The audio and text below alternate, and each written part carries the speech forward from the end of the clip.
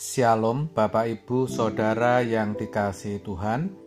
Seri pengajaran hari ini berjudul Mengikut Yesus Alami Kelimpahan. Apa benar kalau mengikut Yesus mengalami kelimpahan? Pertanyaan itu mungkin pernah timbul dalam pikiran kita. Kalau benar, kenapa banyak orang Kristen yang masih hidup susah dan menderita, miskin, bahkan tidak sedikit yang mengalami kekurangan? Di gereja atau dalam persekutuan, kita sering mendengar orang bersaksi bahwa hidupnya diberkati Tuhan dengan kelimpahan. Kita juga sering mendengar dan membaca ayat-ayat yang berbicara tentang berkat. Tetapi faktanya kok tidak begitu ya? Lalu kita berkata sendiri, itu cuma teori yang mengisi pikiran. Jadi sekali lagi, apa benar kalau mengikut Yesus orang akan mengalami hidup yang berkelimpahan? Saudara, Tuhan Yesus berkata, "Aku datang untuk memberi hidup, supaya mereka memiliki hidup itu dalam segala kelimpahan." Yohanes 10 ayat 10 bagian B. Bagi mereka yang menganut teologi kemakmuran dan sebagian besar orang Kristen, mereka memahami kelimpahan dalam ayat ini bahwa selama hidup di bumi ini tidak mengalami kekurangan.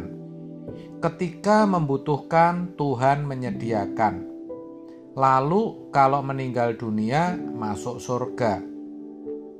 Padahal kata hidup teks aslinya adalah zoe. Sedangkan kata kelimpahan berasal dari kata perison atau perisos, yang artinya sangat tinggi kualitasnya. Bukan dalam arti kuantitas, saudara. Jadi sebenarnya hidup dalam kelimpahan yang dimaksud adalah hidup yang berkualitas, hidup yang bernilai tinggi, yang bermutu, hidup yang mengerti kehendak Bapa.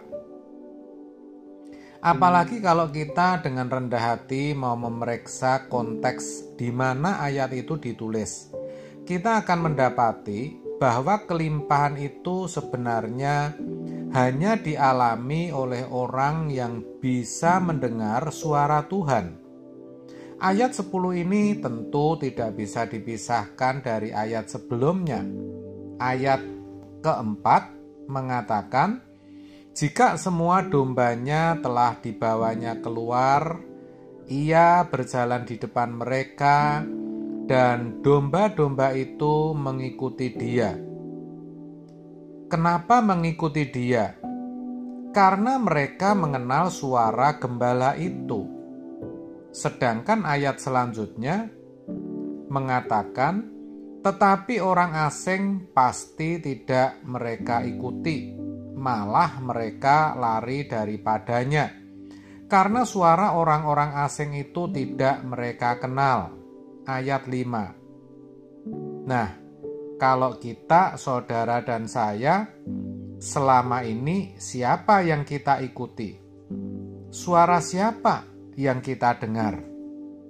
Jujur, banyak orang Kristen termasuk kita pernah sesat. Bahkan mungkin sekarang masih ada yang sesat.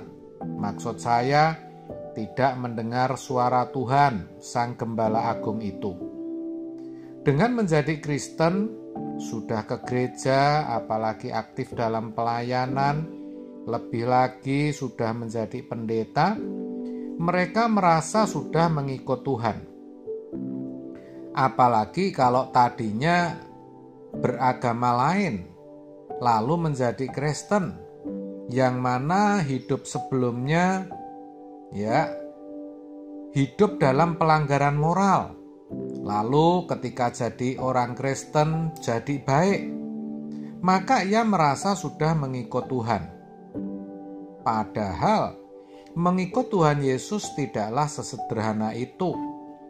Mengikut Tuhan berarti mengikut jejaknya. Supaya kita bisa mengikut jejaknya, berarti harus mendengar suaranya. Tuhan Yesus tetap bersuara di dalam diri kita melalui Roh Kudus. Tuhan Yesus sendiri yang mengatakan bahwa Ia akan mengutus Roh Kudus yang akan mengajarkan segala sesuatu kepada kita. Dikatakan dalam Yohanes 16 ayat 13, apabila Ia datang, yaitu Roh kebenaran, Ia akan memimpin kamu ke dalam seluruh kebenaran. Sebab Dia tidak akan berkata-kata dari dirinya sendiri, tetapi segala sesuatu yang didengarnya, itulah yang akan dikatakannya, dan Ia akan memberitakan kepadamu hal-hal yang akan datang. Saudaraku, kita itu sering gaduh, sehingga ketika Roh Kudus berbicara, kita sering tidak mendengar suara itu. Itulah sebabnya kita harus memberi ruangan seluas-luasnya, menyediakan waktu untuk berkomunikasi dengan Roh Kudus. Ini tidak bisa lewat bangku sekolah, bangku kuliah, tidak bisa lewat literatur atau buku-buku. Jangan saudara pikir kalau sudah lulus dari STT atau menjadi teolog misalnya, pasti mendengar Roh Kudus. Belum tentu. Karena pengetahuan dan format-format teologi yang dimiliki bisa menjadi penghalang saudara. Sedangkan yang namanya mendengar suara Tuhan itu sifatnya tentu supranatural, subjektif, dan adikodrati. Alkitab mencatat, Yesus pagi-pagi bangun lalu berdoa. Pasti itu bukan 5 menit saudara. Juga dikatakan semalam-malaman. Itu tentu juga bukan 10 menit. Nah pertanyaannya, berapa lama kita dapat duduk diam di kaki Tuhan? Berapa lama kita kuat berdoa? Yang pasti, jarang yang betah lama, termasuk pendeta. Kenapa? Karena mereka telah menggantikan perjumpaan dengan Tuhan untuk mendengar suara Tuhan dengan pengetahuan. Tentu yang salah bukan pengetahuannya. Kita harus punya pengetahuan, saudara. Tetapi ingat, tanpa pimpinan Roh Kudus, semuanya percuma. Bahkan ekstrimnya, orang yang tidak memiliki pengetahuan secara akademis, tetapi kalau dia berjalan dengan Roh Kudus, dia pasti cakap. Biasanya, orang yang betul-betul mencari kebenaran akan dipertemukan dengan orang yang mengerti teologi yang benar, tetapi yang juga memiliki keseimbangan antara pengetahuan dan pimpinan Roh Kudus. Jadi saudara, bisa kita simpulkan bahwa ikut Tuhan itu tidak cukup menjadi orang Kristen, menjadi aktivis, bahkan menjadi pendeta. Itu belumlah cukup. Ingatlah, setiap individu itu punya pengalaman yang berbeda dalam mengikut Tuhan. Karena setiap orang memiliki keberadaan yang berbeda, latar belakang keluarga, latar belakang suku, latar belakang tempat, lalu situasi hidup personalitinya atau kepribadiannya juga berbeda.